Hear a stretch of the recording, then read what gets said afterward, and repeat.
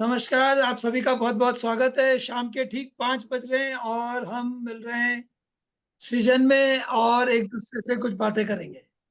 तो जनक दीदी, आप हो क्या? आप चंडीगढ़ घूम रहे हो कि आप? आपको आवाज सुनाई पड़ रही है मेरी क्या? बिल्कुल आवाज सुनाई मेरी पड़ रही आवाज है। ऐसा सुनाई लग पड़ रहा है रही आप है? अभी भी आप चंडीगढ़ में ही हो, ऐसा लग रहा है। पर मेरी आवाज आ रही है क्या डॉक्टर साहब? बहुत अच्छी। Okay, great. चंडीगढ़ से कल आ गई। वाह वाह, वेलकम वेलकम, माय गॉड। बुधवार था, आज बुधवार था। तो एक बुधवार मिस किया, दूसरा नहीं अफोर्ड कर सकती। ठीक है। तो जनक दीदी, आप ही से शुरू करते हैं। ओके। हे अस्तित्व के पुत्र है, अस्तित्व के पुत्र। तेरा हृदय मेरा निवास स्थान है, मेरे प्रवेश के लिए से निर्मल बना, इसे निर्मल बना। तेरी आत्मा मेरी अवतरण स्थली है, तेरी आत्मा मेरी अवतरण स्थली है। इसके प्राकट्य के लिए इसे स्वच्छ रख, इसे स्वच्छ रख।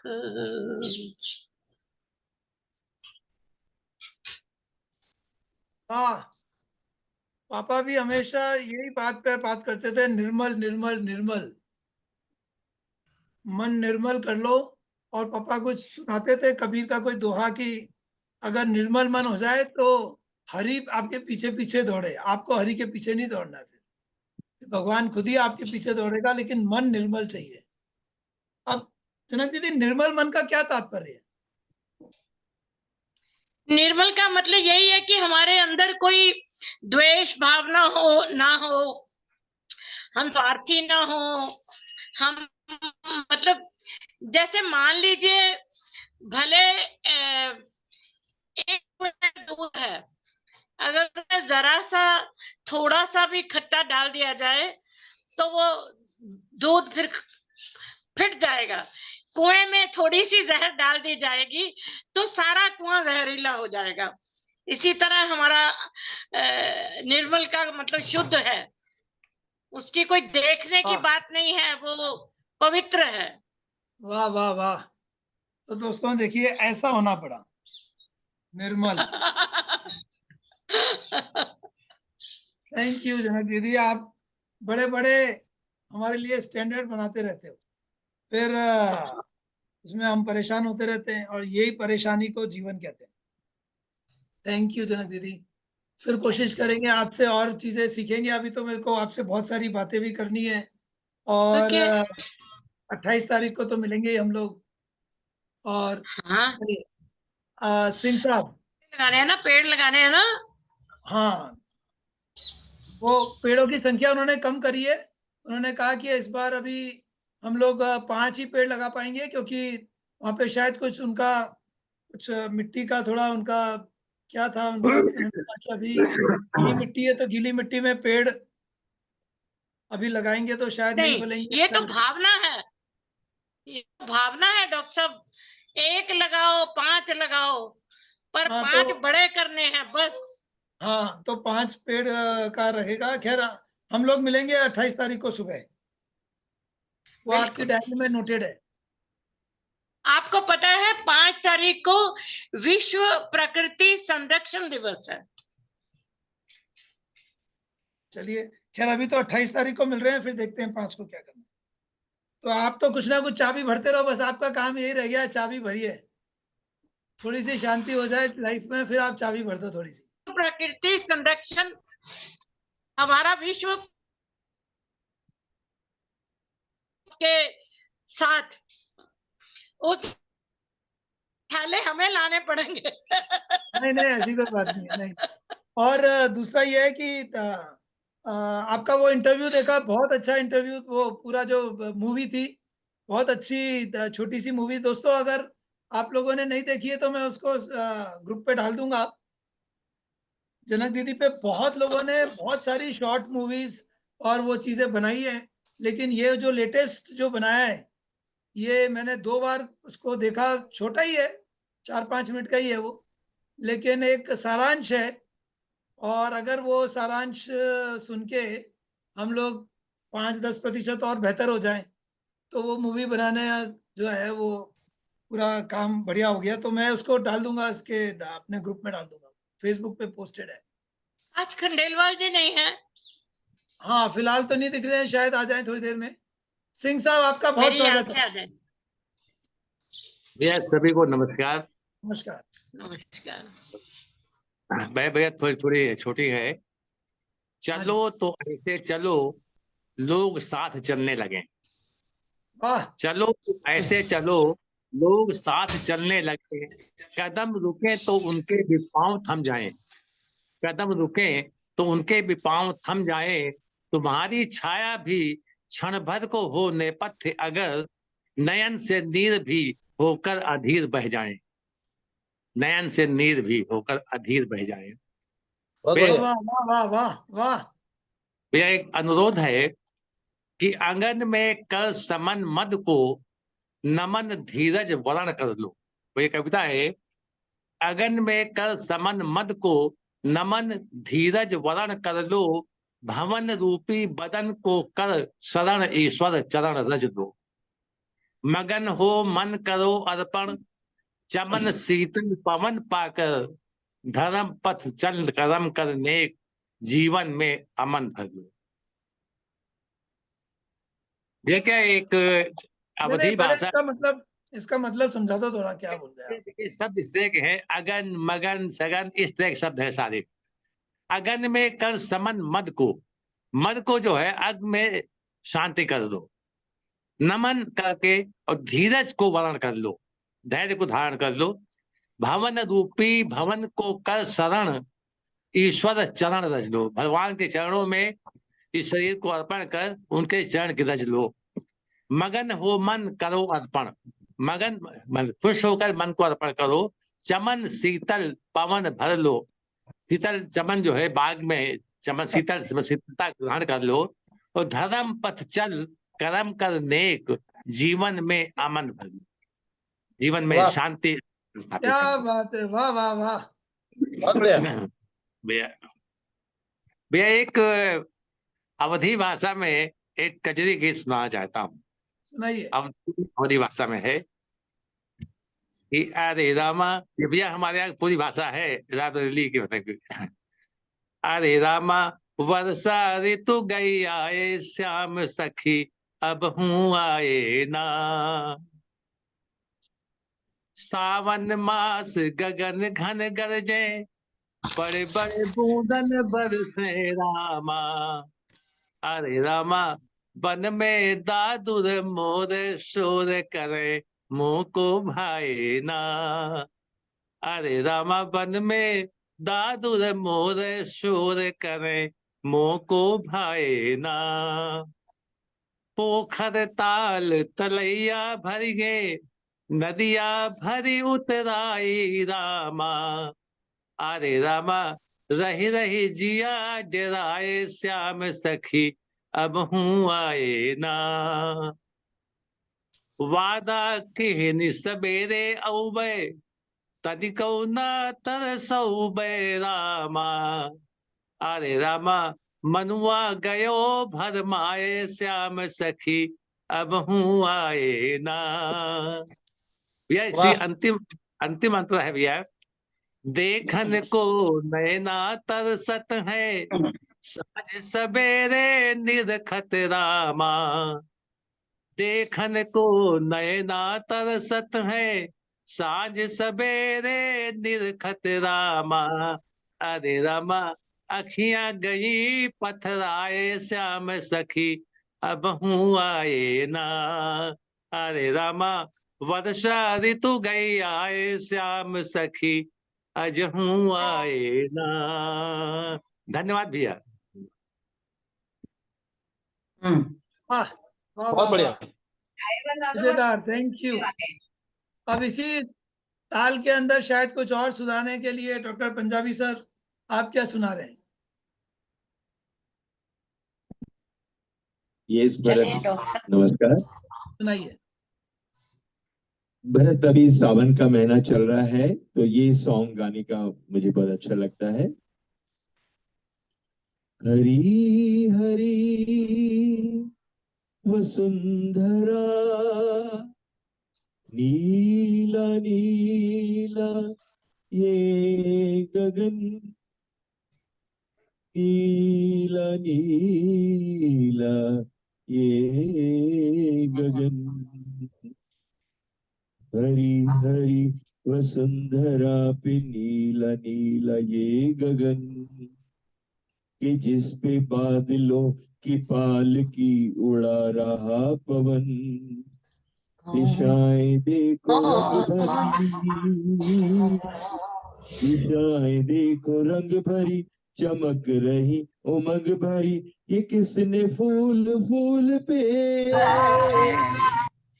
ये किसने फूल फूल पे किया श्रृंगार है, ये कौन चित्रकार है, ये कौन चित्रकार, ये कौन चित्रकार है, ये कौन चित्रकार है, ये कौन चित्रकार। तपस्वियों सी है अटल ये पर्वतों की चोटियां, ये सर्प सी घुमेरदार घेरदार घाटियां, ध्वजा से ये खड़े हुए,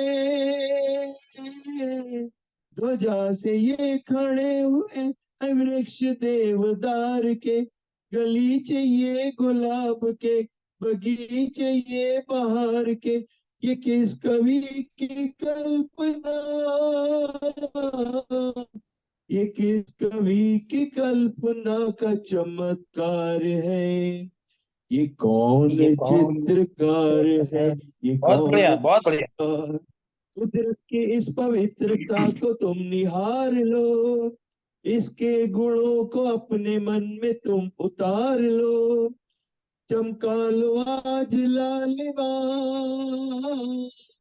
चमका लो आज लालिमा अपने ललाट की, तुम्हें छवि विराट की अपनी तो आंख एक है, अपनी तो आंख एक है उसकी हजार है, ये कौन चित्रकार है, ये कौन चित्रकार, ये कौन चित्रकार है।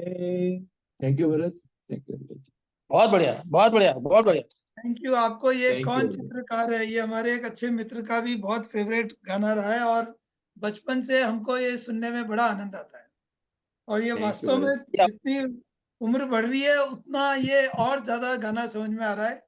पापा भी हमेशा ये कहते थे वंडर करिए, वंडर करिए। जब बचपन में गाना सुनते थे तो इतना समझ में नहीं आता था और अब यही वो वंडरमेंट है इस गाने में। Thank you Bharat. सर ये अमृता प्रीतम ने लिखा है। ओ अच्छा अच्छा अच्छा, ये मैंने गीत गाया पत्थरों ने पिक्चर का गाना है ये। हाँ वैसे वो ये जो बन भरत गई वो। भरत व्यास ने लिखा है और मुकेश ने गाया है। हाँ। ये भरत अमृता व्यास ने। प्रीतम ने भी इसी प्रकार का एक गीत लिखा है। अच्छा अच्छा अच्छा अच्छा। चलिए, तो अब इस बारे में फिर किसी और दिन चर्चा करते हैं। अमृता प्रीतम ने क्या लिखा और व्यास साहब ने क्या लिखा। फिलहाल पूजा सोनी, आप क्या कहना चाहते हो? स्वागत है आपका, अनम्यूट कर लीजिए।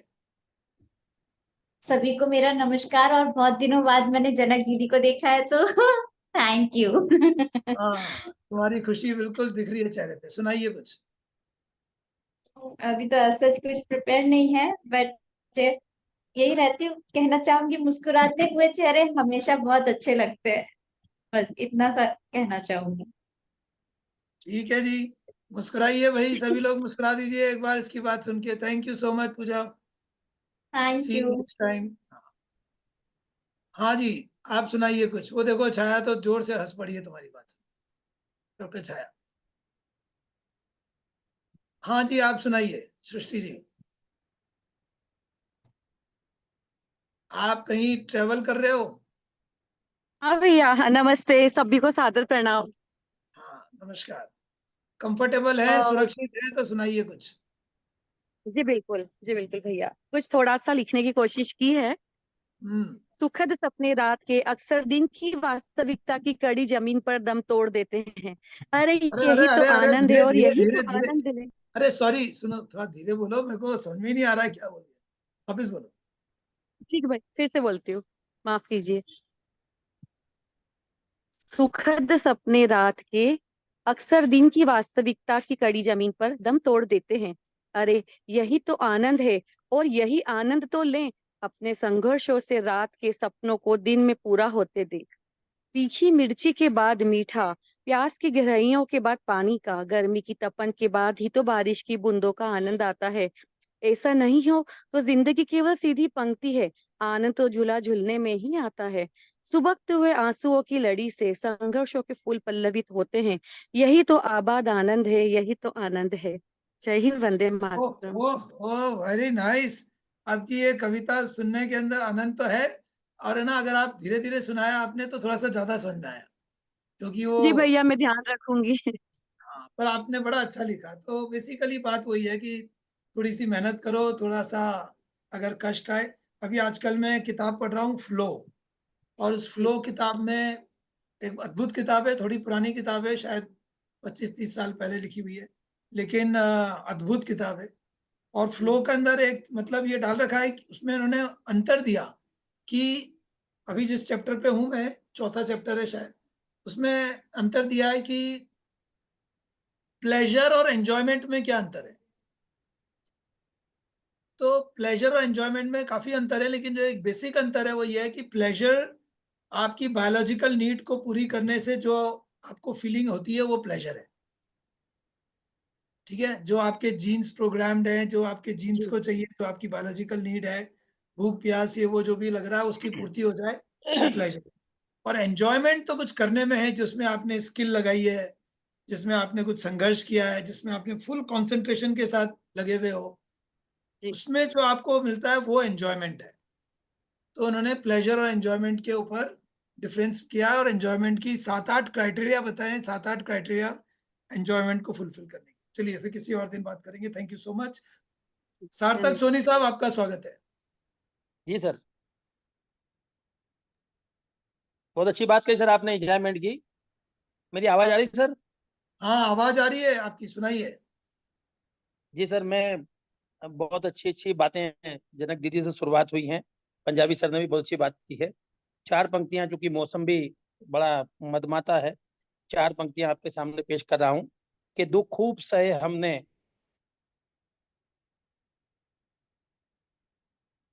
अरे आप म्यूट हो गए हो शायद, सुनाइए जरा। निकल ही गए लगता है ये। चलिए ममता जी, जब तक आप आ जाइए। ईश सुनो अर्जी, बरसात सुखों की हो, अब बरसात सुखों की हो। वापस वापस सुनाइए जरा, सुना नहीं हमने। सर मैं कह रहा हूँ कि दुख खूब खूब सहे हमने, हम्म। दुख खूब सहे हमने, अब बात सुखों की हो हाँ। अंत मुसीबत का, शुरुआत सुखों की हो। और हर हम्म। देख लिया सूखा, परिवार कहे दिल से, भगवान सुनो अर्जी, बरसात सुखों की हो, बरसात सुखों की हो। वाह वाह वाह वाह वाह वाह। तो जहाँ पे और सृष्टि एक जी ने छोड़ा था वहीं से आपने शुरू कर दिया। हाँ सुनाइए। और सर एक नज्म आपके सामने छोटी सी पेश करना चाहता हूँ। क्या इरशाद। सर ये है नज्म की, ईश्वर से आपने बहुत कुछ मांगा है मगर ईश्वर आपको वही देता है जो आप करते हो। तो उस नज्म में ये कि वो चीज हाजिर हो जाती है आपके सामने। देखिएगा क्या है कि है तहजीब अदब का आलम, है तहजीब अदब का आलम, वैसी इज्जत हाजिर है, और जैसी तूने नित्य कमाई वैसी खिदमत हाजिर है। क्या बात। है तहजीब अदब का आलम, वैसी इज्जत हाजिर है, जैसी नित्य कमाई तूने वैसी खिदमत हाजिर है। और हुनर वकालत जिसकी करता, सर आप सभी को समर्पित कर रहा हूं ये, कि हुनर वकालत जिसकी करता उस जीवन को न्याय मिला, मान मिला, गुणगान मिला है, सुख से महका बाग खिला। तो कोशिश चिंतन सोच अनूठी, कोशिश चिंतन सोच अनूठी, उधर सूरत हाजिर है तहजीब अदब का आलम, जैसी इज्जत हाजिर है। और किस्मत की आमद है ऐसी, क्या मन में कह लेती है। किस्मत किस्मत की आमद है ऐसी, क्या मन में कह लेती है अंदाज निराला इसका, जो बोया फल देती है। तो काम बुरे हैं सोच बुरी तो, काम बुरे हैं सोच बुरी तो, पल में जिल्लत हाजिर है तहजीब अदब का आलम, वैसी इज्जत हाजिर है। और हाजिर हो जाते हैं वो पल जिनको दिल से याद किया, हाजिर हो जाते हैं वो पल जिनको दिल से याद किया, पाकीजा दिल ने पाकीजा आलम को इजाद किया। सर ये समर्पित है आपको कि हाजिर हो जाते हैं वो पल जिनको दिल से याद किया, पाकीजा दिल ने पाकीजा आलम को इजाद किया। तो सीरत ने आवाज लगाई, सच्ची नीयत हाजिर है तहजीब अदब का आलम, वैसी इज्जत वाह हाजिर है। वाह वाह और वाह वाह, क्या आंगन बात है, झूम वाह। और सर आंगन झूम रहा था दर पर, आंगन झूम रहा था दर पर खुशगवारियां नाच रही, आंगन झूम रहा था दर पर खुशगवारियां नाच रही। दीवारों की बात करें क्या, सिर्फ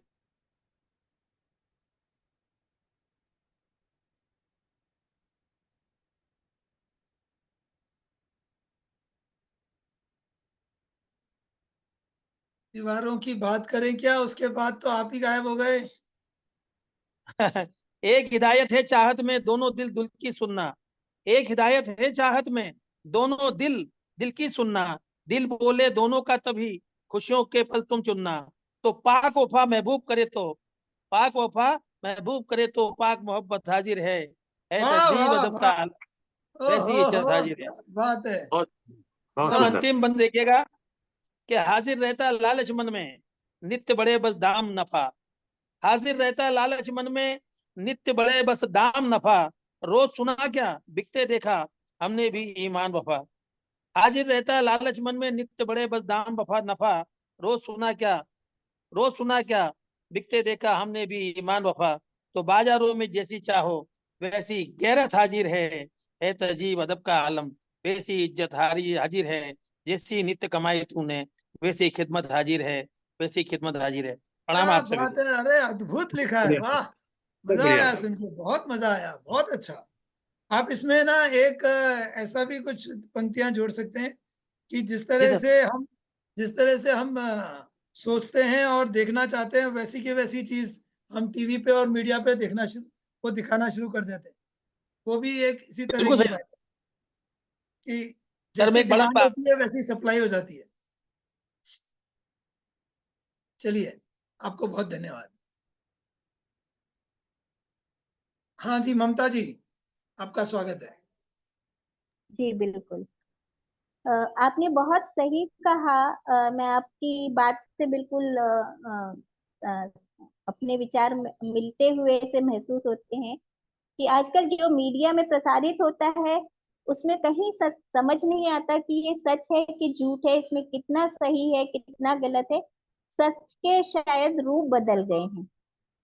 तो उसी बात पर मैं कुछ लाइनें आज ही लिखी हैं, वो कहूंगी, आप सबके समक्ष रखती हूँ। धवल्य सत्य सदा एकाकार हुआ, सप्त रंग से मिल प्रभात के किरण पुंज में। सत्य सदा से बहा हुआ है ऋषियों गुरुओं मार्गदर्शकों की अमृत वाणी में। जो सक्षम है हमको सही मार्ग सतमार्ग सुगम लक्ष्य प्राप्ति का पथ दिखलाने में। हमारे सारे मार्गदर्शक ही सक्षम है जो हमें सही राह दिखाते हैं। ये मीडिया तो शायद हमें कहाँ से कहाँ ले जाता है, कई बार हम खुद समझ नहीं पाते। यह बह रहा है निश्चल निरंतर शुद्ध समीर सा, लेकर श्वास हम जीवन पाते उस शुद्ध पवन में। सत्य मिल रहा है पाप मोचनी गंगा के तट पर, मोक्षदायिनी माँ गंगा के तीरों वे बहते हुए जल में। सत्य व्याप्त है तपती धरती, दुर्गम कार्य करते श्रमिक के बहते अग्नित श्रम बिंदुओं में। कठोर श्रम से जूझ रहा जो अपनी और अपनों की क्षुधा, जो नित जीवन में क्षुधा मिटाने को नित जीवन में। सत्य दिख रहा अनंत आकाश की बिखरी अनंत विस्तृत नीरवता में। सूर्य प्रकाश सा दीप्त सत्य प्रसारित हो रहा असंख्य तारों और ग्रहों में। सत्य प्रकाशित है हर माँ के दिल में, शहीद बेटे की ममता से छलकती आंखों में। सत्य सदा झांक रहा है उस डोरी में, जो राखी बन बंधी भाई की कलाई में। सत्य प्रताड़ित होता भी है, दीप्त है, सत्य के बल पर ही यह श्रेष्ठ अडिग है। सुना था सत्य प्रताड़ित होता है पर पराजित नहीं होता कभी, किंतु आज नजारा कुछ और ही है। भाई मेरे, दिखता कुछ और है, होता कुछ और है।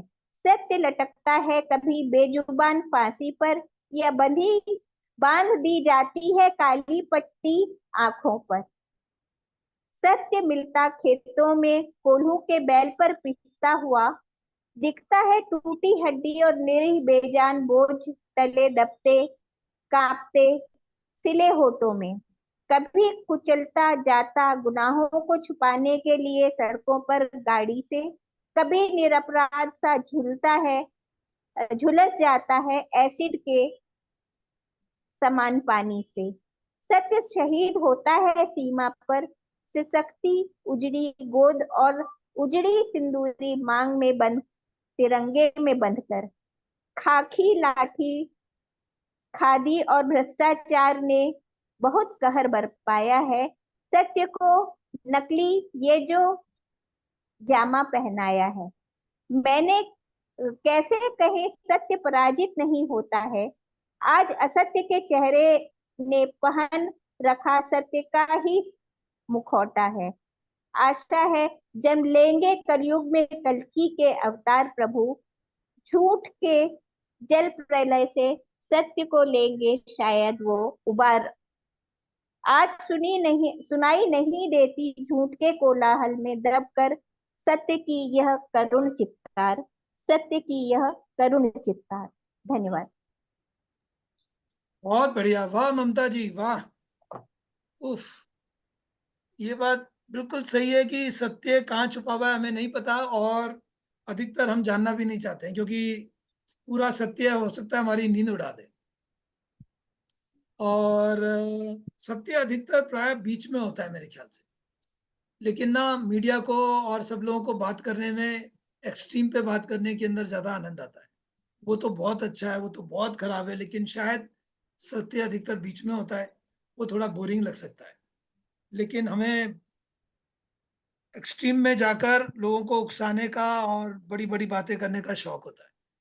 15 अगस्त आ रही है, अब इस तरह की बातें और ज्यादा देखेंगे हम, जिसको कि मैं कृत्रिम देशभक्ति कहता हूँ। असली देशभक्ति नहीं है वो, पर ठीक है। एनीवे, चलिए आइए हम सुनते हैं। गीता जी, आप क्या लेकर आए हैं? आपका बहुत स्वागत है जी। नमस्कार गुणीजनों। एक कहावत है, cross the bridge when it comes. उसी पे मैंने एक छोटी सी कविता लिखी है, आपको बताती हूँ।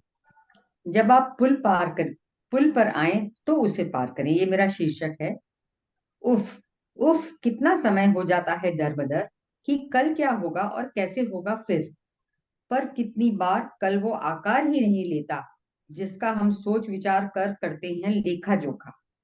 माना कि मशक्कत कर लेनी चाहिए कल की योजना पर, अरे पर कितना बिगाड़े अपना आज बस कल कल कर कर। सीखा तो यही है कि वर्तमान को जिए और जी भर कर जिए, भूतकाल को भूत का भूतपूर्व ही रहने दें और वहीं जड़कर। पर हम तो ठहरे अद्भुत के चंट और चालाक प्राणी। आज खुशहाल हैं तो कल भी क्यों न करें अपनी मनमानी। आज कुबेर जी की कृपा है तो भर लें कल के लिए तिजोरी। कुछ कम दी लेंगे आज, कम ओढ़ पहन लेंगे बेजोरी। दद्दा पांडे ने तो दोनों बेटों के कल के लिए जोड़ी अनगिनत जमीनें। और आज का समय निकाला 2 वक्त की सूखी रोटी खाकर के लिए झुके सीने। राजा शुद्धोधना को क्या पता था भविष्य का फेर। राजकुमार गौतम के लिए उन्होंने लगवाए थे धनों के ढेर। आने वाले कल ने दी ऐसी दस्तक, नहीं लगा वो धन पुत्र के मस्तक। कुमार गौतम बन गए भिक्षुक, कल के लिए जोड़ने वाले, अब तो सीख कुछ। इसलिए कहते हैं पुल पार करे जब वो आए, क्या पता पुल आए ही नहीं और हम जीवन पार कर जाएं। वर्तमान में जीना श्रेयस्कर है, वरना कल चला भी गया आकर कल, और आने वाले कल से हम आज भी बेखबर हैं। अंग्रेजी की कहावत cross the bridge when it comes को ही चरितार्थ करें, और आज का सुनहरा वक्त कल और कल में गंवाकर कभी व्यतीत न करें।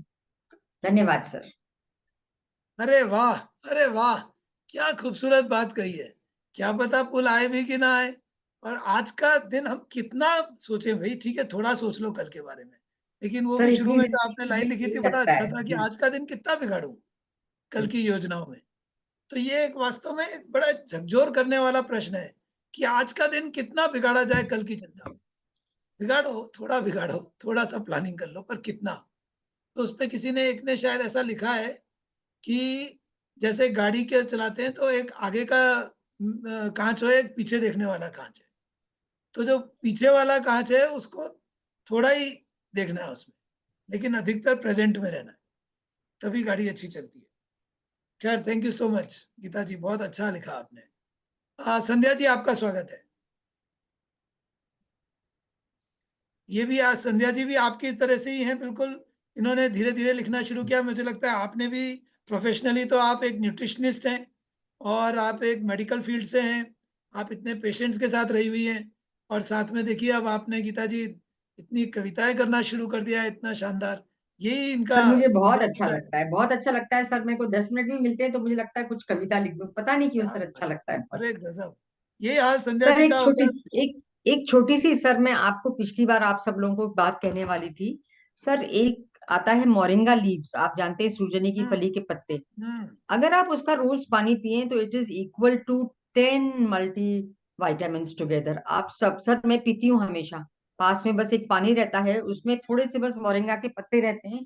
This is just for your youth which is there, for good hair, for good skin, for good दोस्तों, ये ब्लड, फॉर गुड देखिए क्या कैल्शियम। आपको एक नुस्खा मिला है। मैं तो इन नुस्खों का बड़ा कायल रहता हूँ, और हमें कोशिश करना चाहिए हम नुस्खे ये मृत हो जाएं उससे पहले एक दूसरे के साथ बांटें। तो मैं तहे दिल से आपका शुक्रिया अदा करता हूँ गीता जी, आपने कितना अच्छा नुस्खा सबको बताया। इस तरह सर के बहुत नुस्खे, इजी है, अच्छा जरूर होगा करिए। कि कभी ना कभी आप आप सब ऐसे लोग नुस्खे जरूर और करिए। देते रहें, ताकि मुझे दवाइयों के रूप में पन्नियाँ जनक दीदी को और दूसरों को ड्राई वेस्ट के रूप में फेंकना ना पड़े। तो ये नुस्खे का मुझे बड़ा इंतजार रहता है। थैंक यू सो मच, आपने बहुत अच्छा काम किया आज। ऐसे नुस्खे और भी याद आए तो आप बीच बीच में सुनाते रहिए हमको। सर अब ये तो मेरा प्रोफेशन है, आप जब कहेंगे याद कर लूंगी। नहीं, आप हर बार या हर महीने एक या दो नुस्खे अपने आप ही आप बताइए। हम तो बिल्कुल बेचैन हैं नुस्खों सुनने के लिए। Thank you. चलिए, थैंक यू। अब सुनाइए संध्या जी। सभी को मेरा सविनय वंदन। पिछले सप्ताह के अवकाश के लिए मैं माफी चाहती हूँ। इन दिनों मैं बेंगलोर आई हूँ छोटी बिटिया के पास अरे वाह, घूमने के लिए। वाह, वाह, वाह, वाह। आज सुबह ही कुछ पंक्तियां लिखी है, वो आपके समक्ष पेश कर रही हूँ। आखिर क्यों, आखिर इतनी बेचैनी, इतनी बेकरारी क्यों है? आखिर इतनी बेचैनी, इतनी बेकरारी क्यों है? लोग जरूरत से ज्यादा होशियार क्यों हैं? लोग जरूरत से ज्यादा होशियार क्यों क्या हैं? बात है, वाह। Thank you sir. जीना है खुले आसमान में, जीना है खुले आसमान में, चांद तारे की है चाहत, चांद तारे की है चाहत। फिर बंद दीवारों को सजाने का तेरा जुनून क्यों है? फिर बंद दीवारों को सजाने का तेरा जुनून क्यों है? जहां में जीना है साथ अपनों के, जहां में जीना है साथ अपनों के, वजूद है अपनों से, फिर बेरुखी अपनों से इस कदर क्यों है? फिर बेरुखी अपनों से इस कदर क्यों है? अं, अंदर तेरे यह शोर कैसा शोर है? अंदर तेरे यह कैसा शोर है? संभालना था तुझे रूह को, दौलत से फिर क्यों बेइंतहा इश्क क्यों है? दौलत से फिर बेइंतहा इश्क क्यों है? उम्मीद नहीं तुझसे, उम्मीद नहीं तुझसे फलक तक साथ निभाने की, उम्मीद नहीं तुझसे फलक तक साथ निभाने की, पर जो जिंदा है जमी पर उनसे बेवफाई क्यों है, पर जो जिंदा है जमी पर उनसे बेवफाई क्यों है। सबको सबकी हर खबर चाहिए, सबको सबकी हर खबर चाहिए, खुद से बेखबर रहकर, खुद से वाह बेखबर वाह वाह रहकर। वाह वाह वाह थैंक यू सर। वाह। सब चलते फिरते अखबार क्यों हैं, सब चलते फिरते अखबार क्यों हैं। कई चेहरा सा दिखने लगा है हर चेहरा, कई चेहरा सा दिखने लगा है हर चेहरा, पर दूसरों को बेनकाब करने का ये फितूर क्यों है, पर दूसरों को बेनकाब करने का ये फितूर क्यों है। हर डगर पर चलना है खुद को, हर डगर पर चलना है खुद को, तो हर मोड़ पर सहारे का इंतजार क्यों है, तो हर मोड़ पर सहारे का इंतजार क्यों है। हमसे है जमाना, हमसे है जमाना, जमाने से हम नहीं, हमसे है जमाना, जमाने से हम नहीं, फिर इस जमाने से हरदम खफा क्यों है, फिर इस जमाने से हरदम खफा क्यों है। मिलना है एक दिन फलक से खाक में, मिलना है एक दिन फलक से खाक में, फिर भी हर शख्स में इतना गुरूर क्यों है, फिर भी हर क्या शख्स बात, में इतना गुरूर क्यों है। धन्यवाद। अरे वाह वाह, क्या लिखा है थैंक यू बेंगलोर में सर। जाके आपने, बहुत अच्छा लिखा है, वाह खूबसूरत। चलिए वीना गोयल जी, आपको हम आमंत्रित करते हैं, फिर हम विजय भाई से सुनते हैं। सभी को अभिवादन वंदन, और क्षमा चाहूंगी कि कुछ मीटिंग में ज्वाइन नहीं कर पाई। कोई बात आज नहीं मैं है, अपने देखिए ऐसा कुछ फर्क नहीं पड़ता है, जिसको जब सुविधा हो तब ज्वाइन करिए।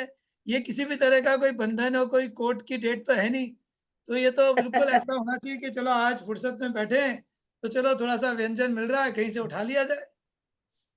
सुनाइए। सर सबसे मेरे लिए बहुत गौरव की बात है, मैंने अभी एक वीडियो देखा जनक दीदी का, फेसबुक में हाँ, मेरे उसी रिलेटिव ने उसी उसी शेयर वीडियो करा। की चर्चा कर रहा हूँ, उसी वीडियो की चर्चा कर रहा हूँ। जी, और मुझे इतना मतलब अपने आप में गौरव महसूस हुआ कि इस व्यक्ति को हम इतनी बड़ी इस तरह से प्रेरणादायक व्यक्तित्व को हम सुन पाते हैं, तो बड़ा मुझे बहुत गौरव महसूस हुआ।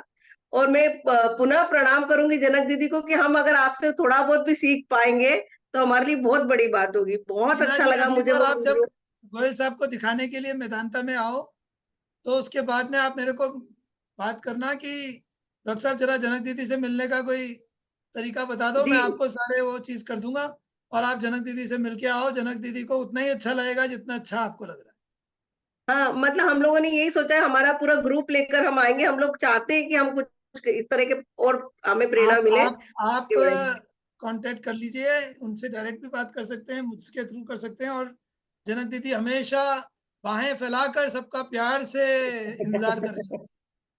सर अच्छा, इससे अभी पहले आज कि सॉरी सॉरी वीना जी, इससे पहले कि आप अपनी बात कहें, गीता जी आप हैं क्या यहाँ पर? गीता जी, आपको मेरी आवाज सुनाई दे रही है? गीता सेठ, चलिए शायद उनको आवाज नहीं आ रही, क्योंकि जनक दीदी ने एक प्रश्न पूछा था। चलिए वीना जी, आप अपनी बात करें। जी सर, बस आज थोड़ा सा एक छोटा सा संस्मरण मैं आप लोगों के साथ साझा करना चाहती हूँ। विगत दिनों में एक कार्यक्रम हम लोगों में होता है, हम जिसे बोलते हैं परोजन। मतलब शादी के बाद बेटा होता है और उसके बाद एक चुंदड़ी के लिए ये आयोजन किया जाता है, जिसमें काफी पूजा पाठ और काफी परिवार एकत्रित होता है।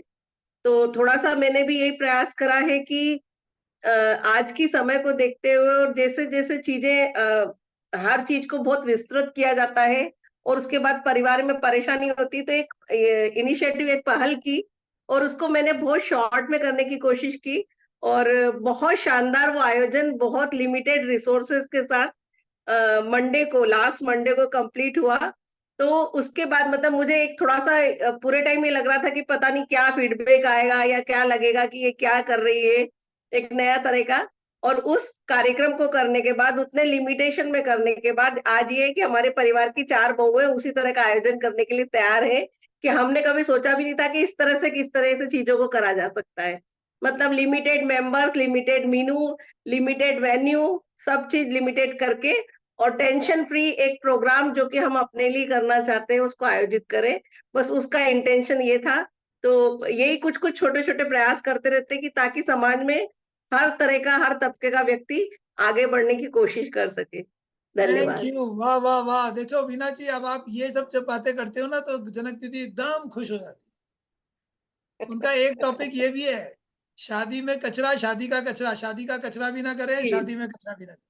तो जब आप जी ये जब जी जी सिंपल तरीके से जब आप सेलिब्रेट करते हैं और जब आप उसको मिनिमम गैजेट्स के साथ और मिनिमम चीजों के साथ आप बिना ज्यादा वेस्ट करे चीजों को, जब आप कोई भी चीज का जश्न मनाते हैं तो वो प्रकृति के लिए भी बहुत अच्छा होता है और वो दूसरों को भी प्रेरित करता है, जैसे आपने खुद ने देखा कि आपके घर के अंदर ही बहुत बच्चों खुशी ने। मिलती है सर, बहुत कम एक्सपेंसेस में बहुत एंजॉय किया सबने, और कुछ भी वेस्ट नहीं हुआ उसमें, बहुत अच्छा सा हुआ। तो एक छोटा सा प्रयास था, इसी तरह से करते रहते हैं। सभी का ये धन्यवाद। मेरा सीधा साधा ये समझना हो गया है कि जितना आप प्रकृति का वेस्ट कर रहे हैं अपन, उतना हम पर एक उसका टैक्स चुकाना है फिर, और वो टैक्स चुका नहीं पाएंगे अब, तो हम लोग नेगेटिव उसमें चले जाएंगे फिर। वो टैक्स चुकाना आसान नहीं है, तो उसका सबसे अच्छा तरीका यही है कि आप वो लायबिलिटी अपने सिर पे ज्यादा लो मत। तो कोई भी चीज का सेलिब्रेशन करें, कुछ भी करें जीवन में, सुबह से रात तक लगातार, मैं तो अब दिमाग में आपको मैं बता नहीं सकता, मेरे को लगातार यही लगा रहता है कि मेरी मेंटेनेंस कॉस्ट इस दुनिया पे क्या हो रही है, वो मेंटेनेंस कॉस्ट को एग्जैक्टली घटानी है। सर, हम सबको अपनी मेंटेनेंस एग्जैक्टली। कॉस्ट घटानी है कि प्रकृति पे हम कितना भार हो गए। ये जनक दीदी ने ना मेरे कान खींच पकड़ पकड़ के बस यही चीज सिखा दी है, और मैं एक ही मंत्र पे जी रहा हूँ आजकल कि मेरी मेंटेनेंस कॉस्ट कम करो। जी सर। पचौरी साहब, आपका बहुत स्वागत है, सुनाइए।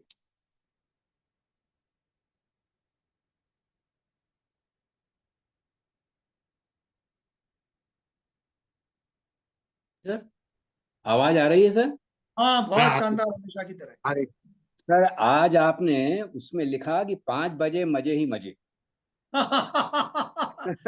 वो मुझे ऐसे ही कुछ तुकबंदी करनी थी हमको। तो वो मैंने कहा कि मैं आज आपको एक बहुत मजे की बात सुनाता हूँ। तो मैंने कहा आज मैं कोई कविता नहीं सुनाऊंगा, मेरा सबको नमस्कार। और मैं सर एक अपने सर्विस के शुरू शुरू में 79 की बात है, तो हमारा प्रोबेशन पीरियड चलता था। पहले हम सिपाही होना सीखते थे, फिर हवलदार होना, फिर तो मेरा थानेदार होने का पीरियड था। तो मेरे एक ऑफिसर ने मुझे बहुत दूर राजस्थान की बॉर्डर पे एक थाना ढोडर है, वहां मुझे भेज दिया। तो वहां जाने का सर कोई साधन नहीं था। तो वहां क्या होता था, सिंधिया स्टेट की एक छोटी छोटी लाइन की एक ट्रेन चलती थी, जिसमें सब आदिवासी शहरिया लोग जो जंगल से लकड़ी बटोरते थे वो चलते थे। तो ट्रेन की हालत ये थी सर कि उसमें जब चढ़ाई चढ़ने को होती थी तो वो चढ़ नहीं पाती थी। तो चढ़ नहीं पाती थी, आदिवासी लोग जो है जंगल से लकड़ी तोड़ के ड्राइवर को देते, उसमें डालते, फिर छुक छुक होती, फिर चढ़ती वो।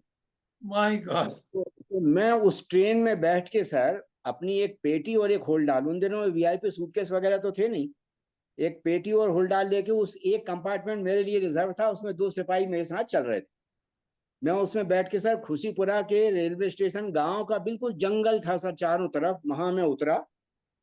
तो जब मैं उतरा तो मैं देख के दंग रह गया सर, 3 बैलगाड़ियां खड़ी थी वहां। एक बैलगाड़ी में बैल सजे धजे थे और कुछ ग्वाले लोग जो है सामने उसके नाच रहे थे, और दूसरी बैलगाड़ी में कुछ लोग जो है कुछ गा रहे थे, और तीसरी बैलगाड़ी में 20-25 औरतें थी, वो ढोलक वोलक बजा रही थी। तो मैं उतरा सर, तो मेरे एक मुंशी खां हवलदार था, तो उस मुंशी खां हवलदार ने 4 सिपाही लेके आया था, उसने मुझे सर सलामी दी वहां। मुझे कुछ समझ में नहीं आया कि सलामी क्या चीज होती है, मैं उस समय समझता नहीं था बिल्कुल। तो मैंने कहा कि ये सब क्या हो रहा है? बोले सर आपको लेने के लिए आए हैं। तो मैंने कहा अच्छा चलो चलें। तो हमने कहा कैसे चलना है? तो बोले आप आपके लिए वो पहले 1 नंबर की बैलगाड़ी। तो वो सजी धजी बैलगाड़ी में सर एक बिस्तर बिछा हुआ था, गद्दा बिछा था, उसमें मुझे बिठाया गया, मुंशी खां मेरे साथ बैठा और 2 सिपाही बंदूक लेके मेरे साथ बैठ गए। दूसरी बैलगाड़ी में लोग ढोलक बजा रहे थे और कुछ गा रहे थे, वो मुझे समझ में नहीं आया। और तीसरी बैलगाड़ी में जो औरतें थी, तो मैंने पूछा भाई औरतें क्यों आई हैं? तो बोले सर ये समझ रही हैं कि हमारी बेटी का दामाद आया है यहाँ पे।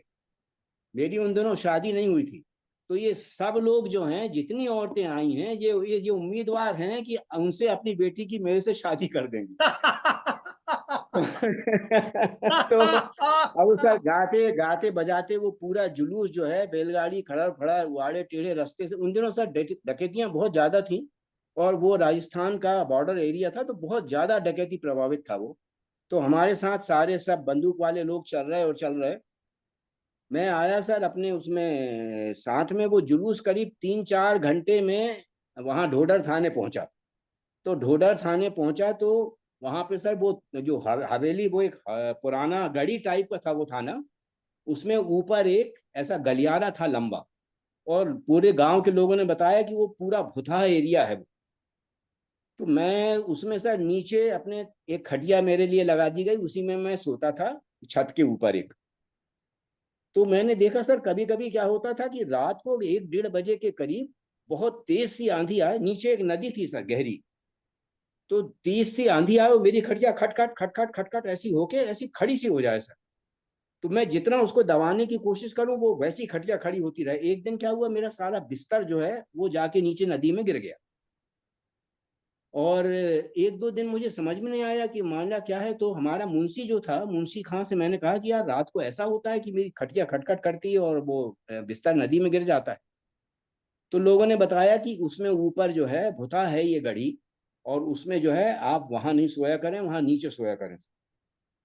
तो मैं सर एक दिन नीचे सोया हुआ था, तो हमारा जो गलियारा सामने था जहाँ संतरी खड़ा होता था वो काफी लंबा था। रात के करीब 9:30-10 बजे होंगे, एक आदमी आया और वहां जहां संतरी खड़ा था उसके सामने ऐसा जैसे बेहोश होके गिर गया हो, गिर पड़ा सर। तो मैंने समझा कि कुछ इसकी डकैती वकैती हो गई या डकैतों ने इसको मारा है, कुछ ना कुछ हुआ जरूर। मैं सर उसको बड़े प्रेम से उसको उठवा के लाया, अपने पास बैठाया। मैंने पूछा पाछा क्या हो गया। तो बोले सर मेरा नाम, अच्छा वो सर, अच्छा इसमें इसमें क्या किया, हमारा जो मुंशी था हवलदार, मुंशी खां उसका नाम था सर, बहुत ही चालाक और महाबदमाश। तो उसने पूरे गांव में ये खबर फैला दी कि मेरी शादी नहीं हुई है, और जो भी मेरी शादी करना चाहता है तो मुंशी खां से बात करे। तो रोज मुंशी खां जो है शाम को सर थाने से गायब हो जाता। अब वहां लालटेन में अकेले में बैठा रहता मुंशी खां, कहीं किसी के यहाँ से खा पी के। अच्छा उन दिनों सर वहां गाँव में सब चीज शुद्ध घी की बनती थी। तो मुंशी खां अपने खा पी के मस्त होके अपने रात को 8-9 बजे आ जाए।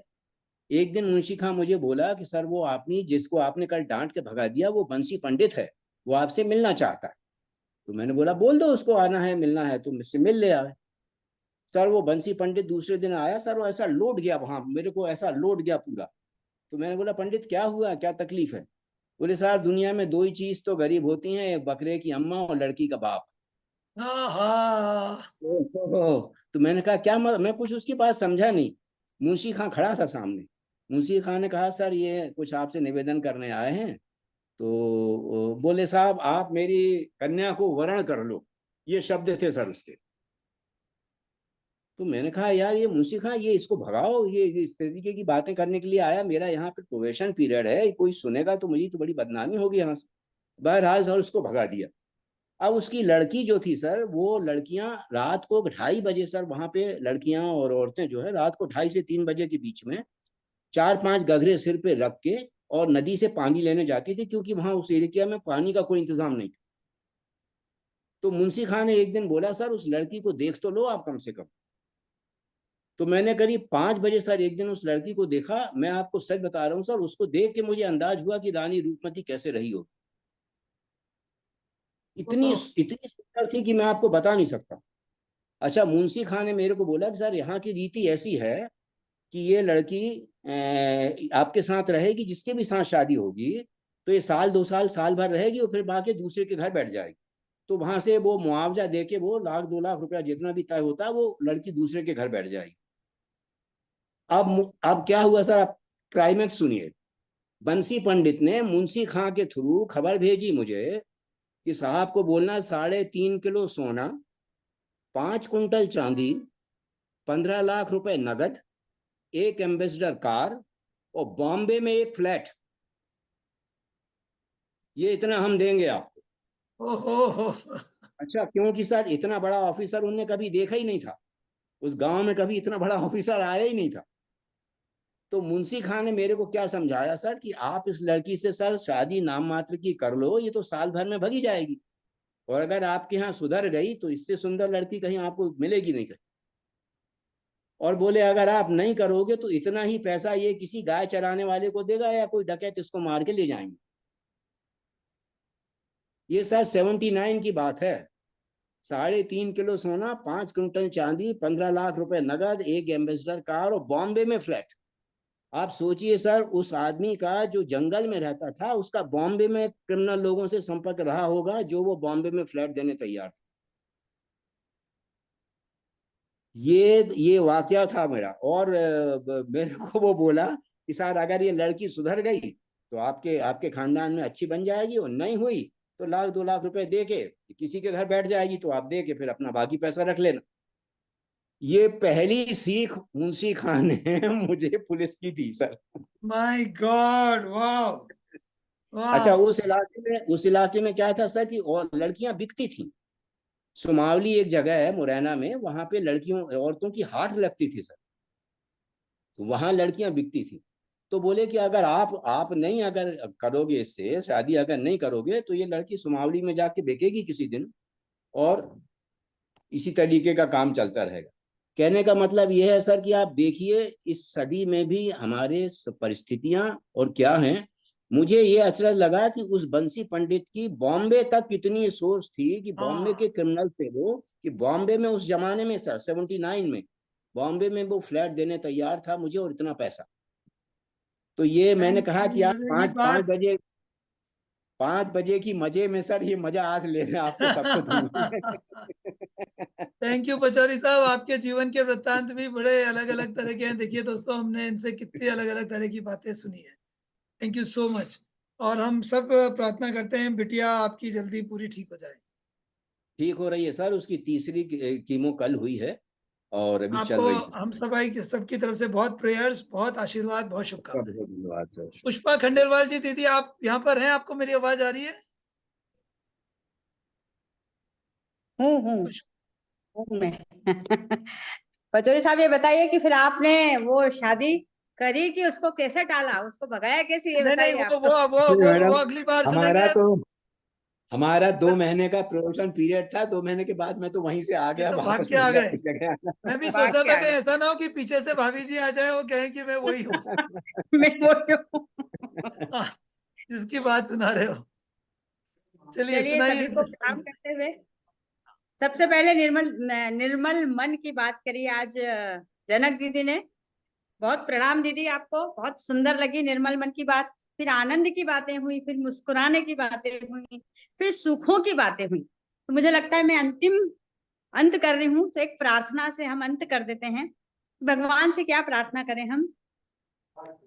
कभी सुख की भोर भय तो क्या, कभी दुख की रे मिले तो क्या, पतझड़ में भी जो खिला रहे, मैं वो फूल बन के खिलूं सदा, मैं वो फूल बन के खिलूं सदा, जो लुटे ना फीकी पड़े कभी, मुझे वो मधुर मुस्कान दे, मैं तो कब से तेरी शरण में हूँ, तेरी आरती का दिया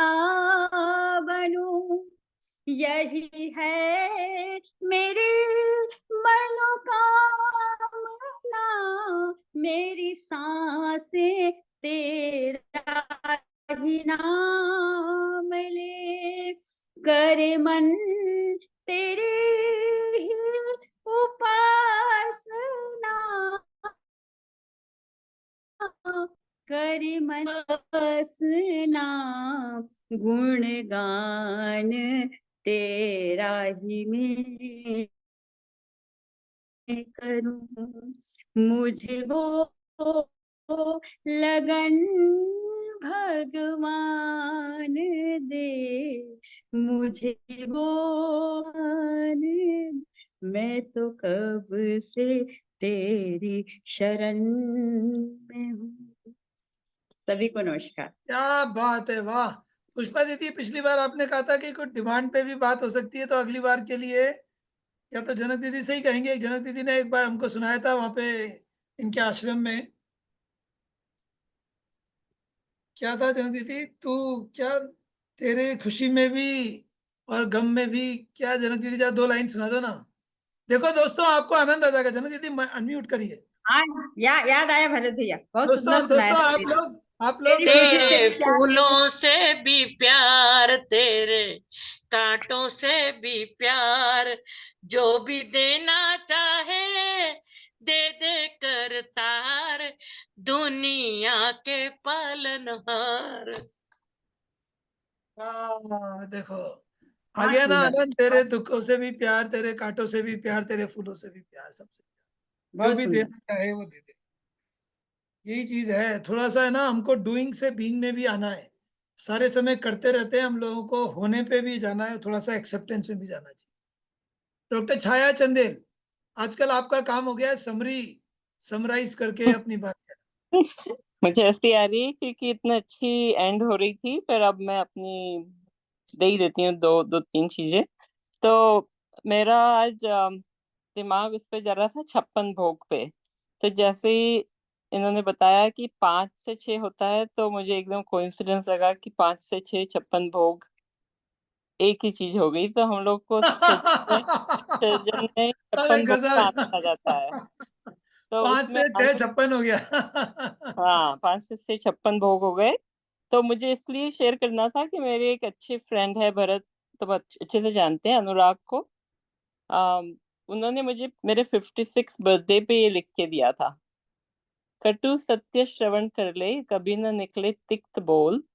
हम लोग के ग्रुप का नाम है कुल्फी। कुल्फी गणों में कषाय रखे, अम्ल समरस दे सबको घोल।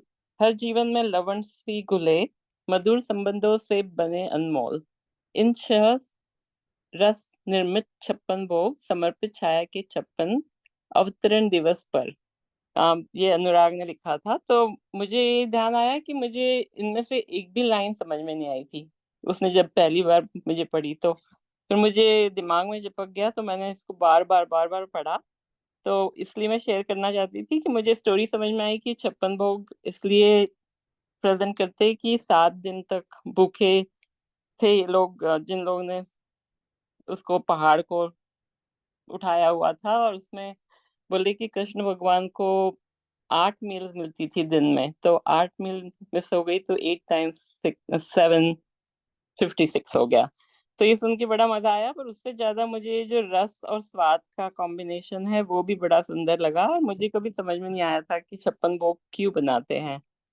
तो उसका मैंने बस एक पिक्चर निकाला है, मैं आपको दिखा देती हूँ, उस पर फिर अंत करते हैं हम लोग। तो 56 भोग में होते हैं बहुत सारी चीजें, पर ये है मीठा स्वाद, मथुरा रस हुआ। और उसमें बोलते हैं वो लोग कि स्वाद और रस का कॉम्बिनेशन है 56। तो 56 चीजें हो गई, तो उसमें मीठा हुआ। फिर नेक्स्ट है खट्टा, अम्ला, नमका, लवाना, तीखा स्वाद केतु, कड़वा तिक्त, कसेला, कसाय।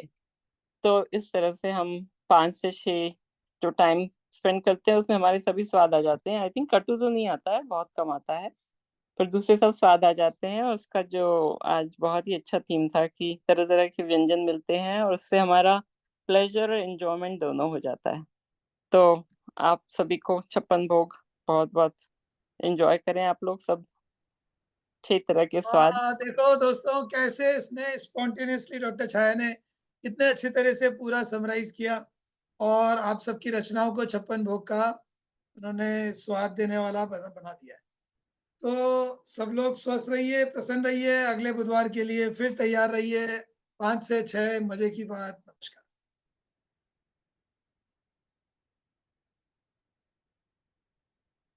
बीइंग में रहिए, आहा, बीइंग में रहिए। ये देखिए, ये और अभी सबके लिए। ये सिर्फ फोटो देखने की है, डॉक्टर भरत के रहते हुए हम ये सब खा नहीं सकते हैं ऐसे, ये सिर्फ देखने के लिए है। नमस्ते सभी को। Okay, thank you.